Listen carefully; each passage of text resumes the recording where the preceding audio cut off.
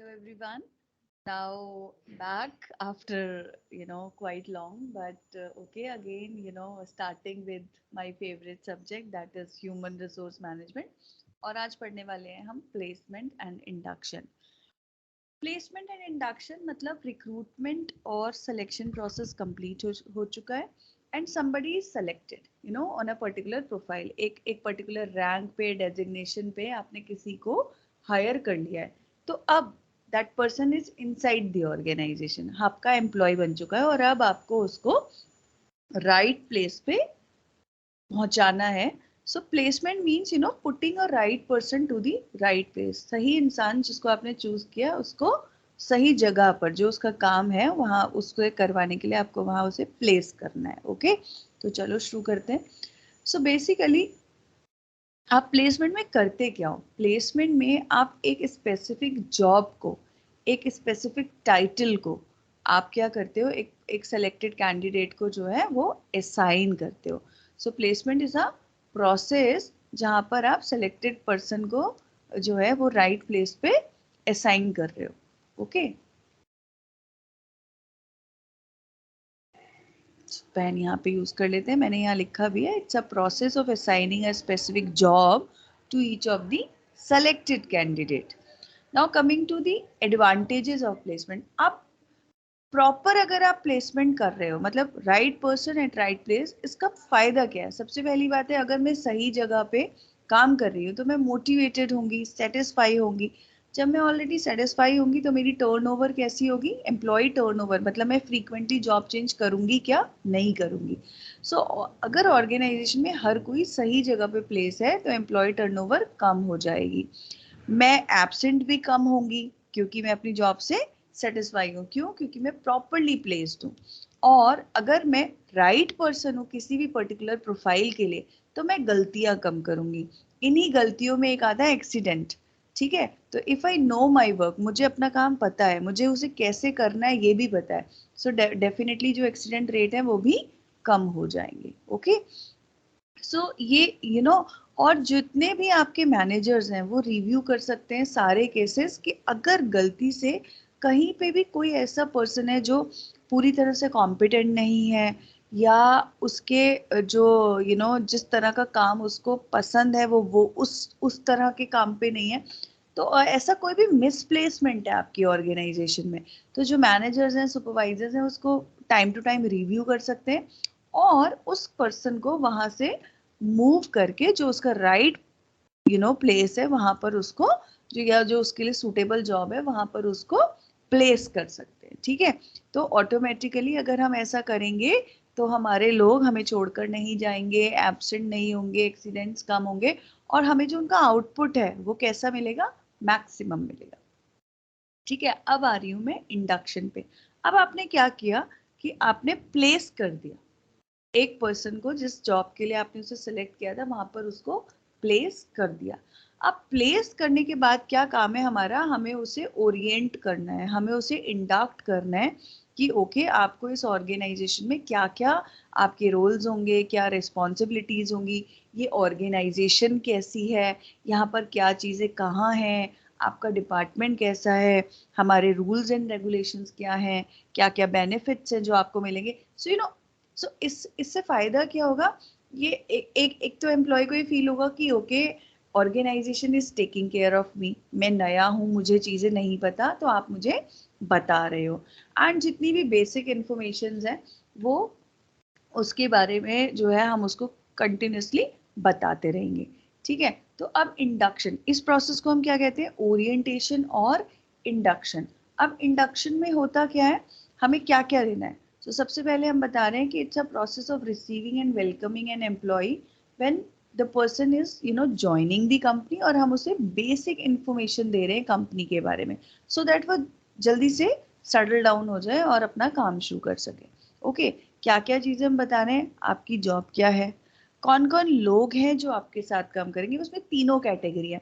आपके बॉस कौन है, आपके लेवल पे कौन कौन लोग काम करेंगे, और आपसे जूनियर कौन कौन लोग हैं. ठीक है, और ऑर्गेनाइजेशन के बारे में तो हम बताएंगे. हम बताएंगे कि आपको क्या क्या ड्यूटीज और रिस्पॉन्सिबिलिटीज हैं आपकी जो करनी है, कंपनी की पॉलिसीज एंड रूल्स बताएंगे एंड जो भी और रेलेवेंट इंफॉर्मेशन है, जो भी उनको उनसे जॉब से और ऑर्गेनाइजेशन के बारे में सेटल डाउन करने के लिए उनके लिए जो इम्पोर्टेंट है, हम वो सारी चीज़ें उनको यहाँ पर बताएंगे। ठीक है। सो यू नो, अगर आप इंडिया की बात करो, मैंने यहाँ मेंशन किया इंडिया में इंडक्शन की बहुत इम्पोर्टेंस है। क्यों है बहुत इम्पोर्टेंस? क्योंकि हमारे यहाँ इलिटरेसी का जो रेट है ना, वो कंपैरेटिवली हाई है। इलिटरेसी मतलब मेरे पास वो बहुत सारी अपॉर्चुनिटीज नहीं है नया सीखने की, नया लर्न करने की, जो शायद मेरे लेवल वाले और लोगों के पास होंगी। क्यों? क्योंकि मेरे एनवायरनमेंट ऐसा नहीं है। तो I am talking about the rural India, जहाँ पर लोगों के स्किल सेट कंपैरेटिवली थोड़ा सा यू नो कम होता है in comparison to the people who are going to schools, colleges, doing different professional degrees. So ऐसे लोगों को प्रॉपर आपने जॉब पे रख लिया, तो उनको प्रॉपर तरीके से समझाना कि उनको क्या करना है, एक्चुअली कैसे करना है, यहाँ पे ये रूल्स हैं, आपको ये मानने हैं, आपको इस तरीके से अपना। तो ये थोड़ा सा डिफिकल्ट है। तो इंडक्शन की बहुत इम्पोर्टेंस है कंट्री लाइक इंडिया में। ठीक है। एंड ऑर्गेनाइजेशन हमेशा ये एक्सपेक्ट करती है कि जो मेरा कैंडिडेट है, जिसको मैंने सेलेक्ट किया है, जिसको मैं पैसे दूंगा, जिसको मैंने एक प्रॉपर जॉब पे मैं प्लेस कर रहा हूँ यहाँ पर, और हम तुमको ट्रेनिंग भी दे रहे हैं, ओरिएंट भी कर रहे हैं, तो तुमको एक कैसा एम्प्लॉय बनना है हमारे लिए? एक लॉयल, एक एफिशिएंट एम्प्लॉय बनना है, जिसको सब कुछ आता है, कंपनी के लिए, जो कंपनी के ऑब्जेक्टिव्स को फुलफिल करने के लिए पूरा काम करता है। सो ये सारी चीजें मुझे आपको बतानी है कि आपको एक लॉयल एम्प्लॉय बनना है, एफिशिएंट एम्प्लॉय बनना है, तो मुझे क्या करना होगा? आपको उसी के हिसाब से प्रॉपरली ओरिएंटेशन देनी होगी, प्रॉपरली बताना होगा कि मेरी आपसे क्या एक्सपेक्टेशंस है। ओके। एंड इसके लिए एक बहुत अच्छा पॉइंट क्या रहता है, आजकल क्रॉस कल्चरल ऑर्गेनाइजेशंस का टाइम है। सो एक ही ऑर्गेनाइजेशन में डिफरेंट बैकग्राउंड्स के लोग काम करते हैं, डिफरेंट रीजन्स रिलीजन्स के लोग काम करते हैं, डिफरेंट नेशंस के लोग काम करते हैं।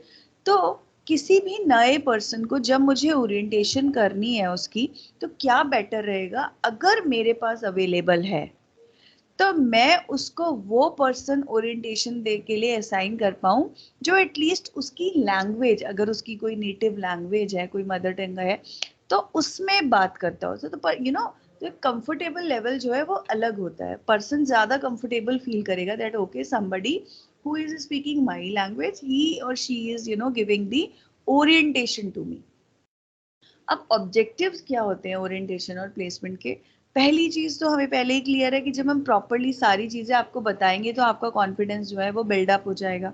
अगर आपको कोई भी किसी तरह की नर्वसनेस है, आप शाय फील कर रहे हो कि मैं किससे पूछूं, मुझे ये कौन बताएगा, ये खत्म हो जाएगा, क्योंकि ऑर्गेनाइजेशन खुद ही ट्रेनिंग दे रही है, आपको सारा कुछ बता रही है।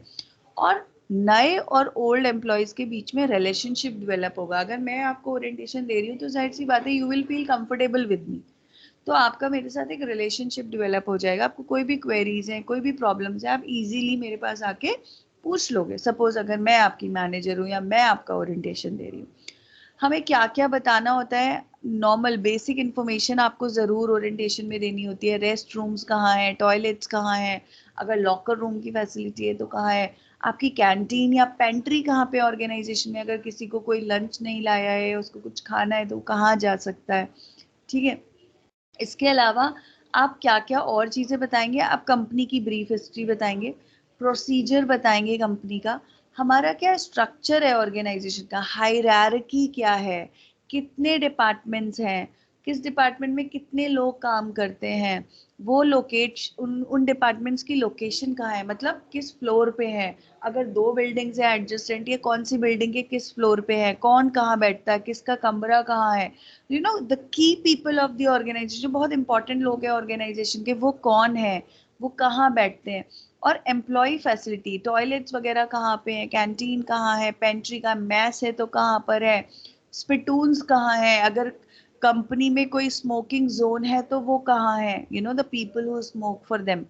सो अगर कोई रिफ्रेश, अगर आपकी कोई रिक्रिएशन फैसिलिटीज है, like company is offering any kind of yoga room और जिम फैसिलिटी, तो वो कहाँ पर है? अगर कंपनी ने विमेन एम्प्लॉयज के बच्चों के लिए क्रेच या डे फैसिलिटी कोई दी है, तो वो कहाँ पर है? तो ये सारी चीजें हम बताएंगे ओरिएंटेशन और इंडक्शन में एम्प्लॉय को।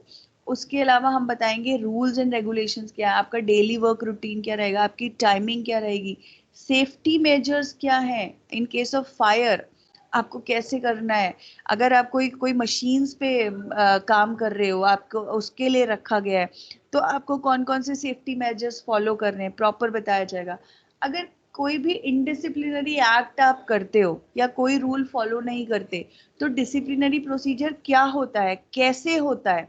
इसके अलावा अगर आपको कोई कंप्लेंट है, आपको कोई ग्रीवांस है, तो आप उसको कैसे आगे तक पहुंचाओगे, टर्म्स एंड कंडीशंस आपकी जॉब के क्या रहेंगे, ओवर टाइम करने पे क्या होता है, पेमेंट मिलती है तो कैसे मिलती है, वेजेस या सैलरी आपकी कितनी होगी, कितने घंटे हमें काम करना होगा, कितनी छुट्टी मिलेगी। तो हमें ये सब कुछ जो है वो हम ट्रेनिंग पीरियड में, ट्रेनिंग मतलब इंडक्शन ट्रेनिंग की मैं यहाँ बात कर रही हूँ, तो हम वहां पर बताएंगे। Benefits and services for employees क्या क्या है, ऑर्गेनाइजेशन कॉम्पनसेशन के अलावा क्या क्या बेनिफिट्स देती है अपने एम्प्लॉय को, कुछ फ्रिंज बेनिफिट्स हैं क्या, क्या कोई पेड वेकेशंस देती है, क्या कोई ट्रैवलिंग अलाउंस देती है, और ऐसे बहुत सारी चीजें।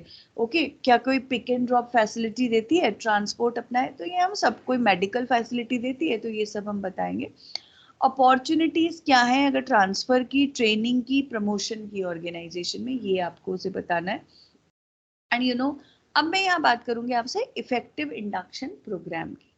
सो इंडक्शन तो कर लिया, इंडक्शन में मुझे बताया गया, मुझे ना नए एम्प्लॉय को सारा कुछ बताना है। मैं गई, मैंने उसको बुलाया और शुरू से लेके आखिर तक सब कुछ बता दिया, और नाउ आई एम एक्सपेक्टिंग कि उसको सब कुछ समझ भी आ गया हो। ऐसा नहीं हो सकता।